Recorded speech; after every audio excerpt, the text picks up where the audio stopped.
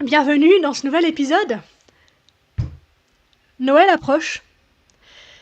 Tu le sens dans les vitrines, dans les guirlandes qui tentent d'illuminer des façades fatiguées, dans les conversations qui tournent autour des cadeaux, des menus, des tu fais quoi cette année.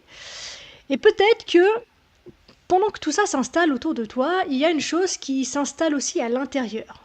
Une petite tension, un nœud dans la poitrine, un truc qui serre sans que tu puisses vraiment l'expliquer. Parfois, ça ressemble à de la nostalgie, parfois à de la tristesse, parfois à une fatigue qui arrive avant même que la fête ait commencé.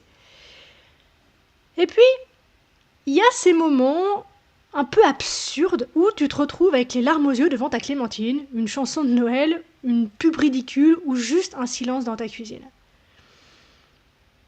Et tu te retrouves à te demander, mais c'est quoi ce délire? Qu'est-ce qui m'arrive? Je te rassure, rien d'anormal. C'est juste Noël qui fait son travail de révélateur. On a toutes et tous été conditionnés à voir Noël comme une fête de lumière, de joie, de famille soudée, souriante, aimante, chaleureuse.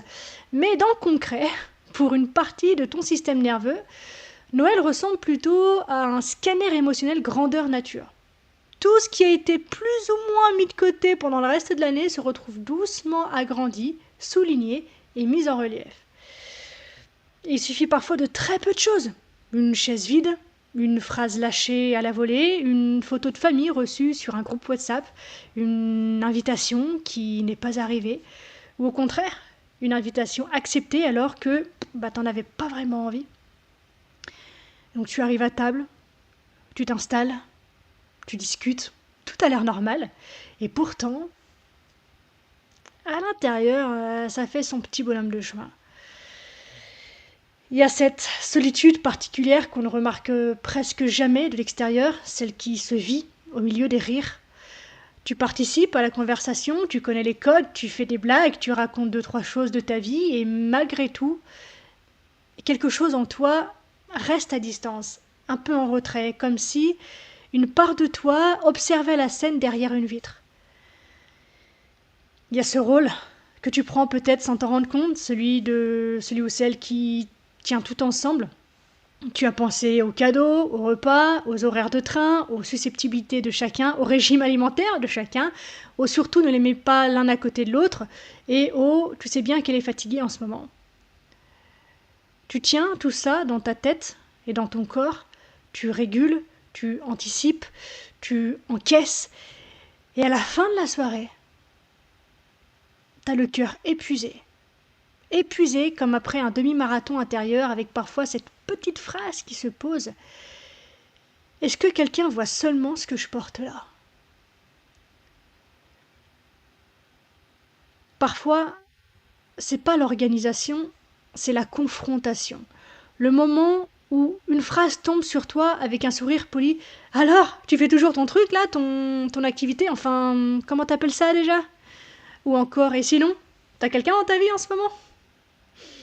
Des questions qui peuvent sembler banales à quelqu'un et se transformer en véritable aiguillon pour ton système émotionnel. On touche sans le savoir des endroits très anciens, gardés presque secrets, des moments de non-reconnaissance, de rejet, d'abandon, de je ne compte pas autant que j'en ai l'air. Et Noël rajoute une couche symbolique par-dessus tout ça, parce que cette période porte une promesse implicite. Ici, on devrait se sentir aimé, entouré, choisi, de valeur, digne.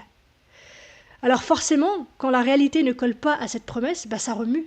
Tu peux te retrouver à ressentir plusieurs choses en même temps, une gratitude sincère pour ce qui est là, et une douleur tout aussi sincère pour ce qui manque, une chaleur pour certains liens, et une grande solitude à l'intérieur, même au milieu de ces mêmes liens. Le mental adore essayer de trancher. Je n'ai pas le droit de me plaindre. Il y a pire. Je devrais être heureuse. Au moins j'ai une famille.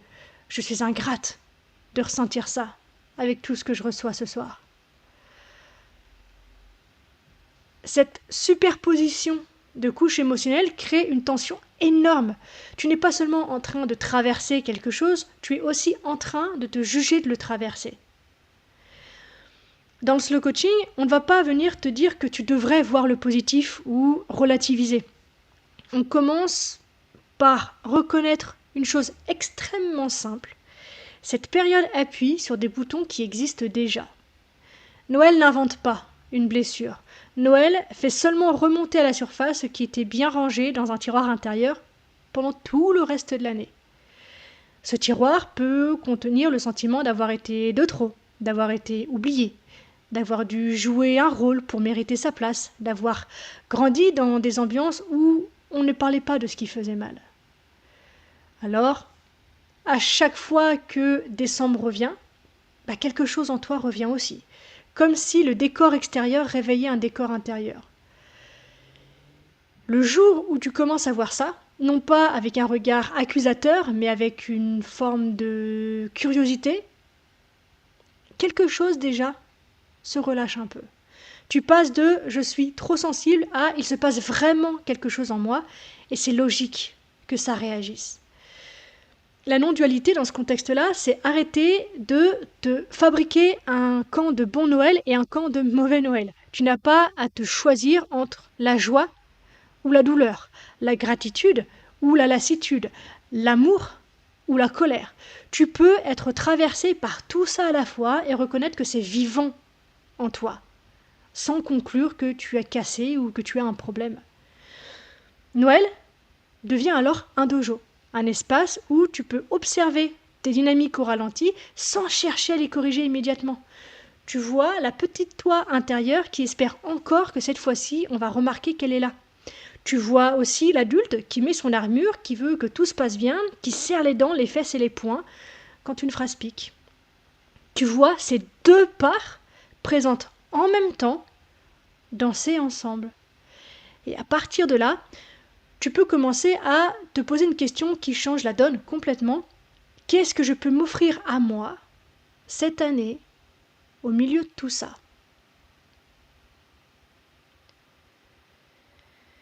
Souvent, on se demande ce qu'on va offrir aux autres. On passe du temps à chercher, à comparer, à emballer. On se fait plaisir même parfois à travers ça. Mais on réfléchit très peu à ce qu'on peut se donner à soi en termes de cadre, de limites, de douceur. Alors ici, j'aimerais te proposer quelque chose de très concret, presque comme un petit protocole de survie douce pour Noël, version slow coaching. Avant, là où les rencontres, prends un moment pour toi. Un vrai moment, pas 5 secondes entre deux mails, entre deux courses, entre deux emballages cadeaux. Assieds-toi avec un carnet ou même avec rien, juste avec toi-même, et viens noter ce que tu appréhendes le plus dans cette période qui arrive. Est-ce que c'est l'idée d'être seul ? Est-ce que c'est l'intensité des repas de famille ? Est-ce que c'est une personne en particulier, une phrase que tu redoutes déjà, un rôle que tu sens revenir et que tu n'as plus envie de revêtir ? Prends un moment pour te poser ces questions. Qu'est-ce que tu appréhendes le plus dans cette période ? Le but ici, c'est pas de tourner en boucle dessus, c'est juste de mettre des mots clairs, de savoir à quoi t'attendre. Puisque quand quelque chose est nommé, il a déjà un peu moins de pouvoir sur toi. Une fois que tu as identifié ce que tu appréhendes, demande-toi de quoi j'aurais besoin cette année pour que ce Noël soit un peu plus habitable pour moi. Peut-être que la réponse est de limiter le temps passé entouré, dans ses effervescences. Peut-être que c'est de prévoir un moment de respiration avant d'y aller, ou pendant, ou en rentrant. Peut-être que c'est de te donner le droit de dire non à un rôle que tu as toujours accepté jusque-là, sans le questionner, organiser, gérer, tamponner, divertir, sauver, qu'importe. Tu peux, par exemple, décider en amont de 2 ou 3 choses très simples. Un endroit refuge, les toilettes, le balcon, le jardin, la cage escalier, la voiture, peu importe. Un lieu où tu peux t'éclipser 5 minutes si ton corps commence à saturer. Ça peut être une phrase intérieure qui te ramène à toi quelque chose comme « Je suis pas obligé de me sacrifier ici » ou « Je peux me choisir aussi ». Ça peut être un simple retour à ta respiration, décider consciemment de, quand tu sens que tu satures, de fermer les yeux, prendre une grande inspiration, une longue expiration aussi longue que possible pour pouvoir te recentrer et te rendre à nouveau disponible. Ça peut être un geste de douceur que tu t'offres après, un bain, une marche, une chanson chouette, une série nulle, une soirée seule sans explication, quelque chose qui signale à ton système « J'ai vu l'effort que tu as fourni. Merci pour cet effort que tu as fourni. » Pendant là où les rencontres, t'as pas besoin de bien faire ton slow coaching.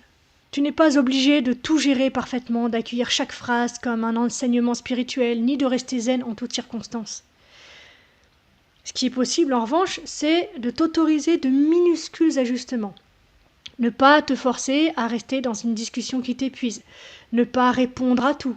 Laisser un silence quand ton corps a besoin de silence, même si l'autre en face ne le comprend pas. Tu peux aussi sentir à l'intérieur de toi le moment où une part se rétracte, se crispe, a envie de fuir. Et au lieu de la juger, au lieu de te juger, tu peux simplement reconnaître « Ok, là ça coince pour moi ». Et rien que cette reconnaissance déjà te ramène du côté de l'unité intérieure. Tu ne te divises plus contre toi-même. Car comme le disait Jésus, puisque c'est quand même de lui qu'on parle dans toute cette histoire, tout royaume divisé contre lui-même ne peut subsister. Reste uni, force et honneur. Après, quand tout est terminé et que tu rentres chez toi, ou que les invités quittent ton domicile, prends encore un petit temps. Pas pour refaire le film en boucle, pour te dire putain j'aurais dû dire ça, mais pour te poser une question encore une fois très simple. Qu'est-ce que ce Noël m'a montré de moi ? Peut-être que tu vas te rendre compte que tu as tenu un rôle que tu n'as plus envie de tenir. Peut-être que tu vas voir une sensibilité que tu avais oubliée. Peut-être que tu vas être surprise de la façon dont tu as réussi à rester centré à un endroit précis alors qu'avant tu te serais complètement effondré. Tu peux noter une phrase, un ressenti, un engagement pour l'année prochaine, pas un grand projet de transformation qui va te prendre tout 2026, mais juste une direction, un degré en plus vers plus de vérité avec toi. C'est ça, la voie du dépouillement. Enlever les couches une par une pour revenir vers quelque chose de plus simple, de plus juste, de plus vivant, de plus toi en fait. Et Noël te donne un décor idéal pour ça, même si le décor est parfois un peu kitsch, un peu bruyant, un peu bancal. Dans mon univers, je vois vraiment cette période comme un dojo du cœur à ciel ouvert. T'as pas besoin d'être prête, ni parfaite, ni guérie pour y entrer.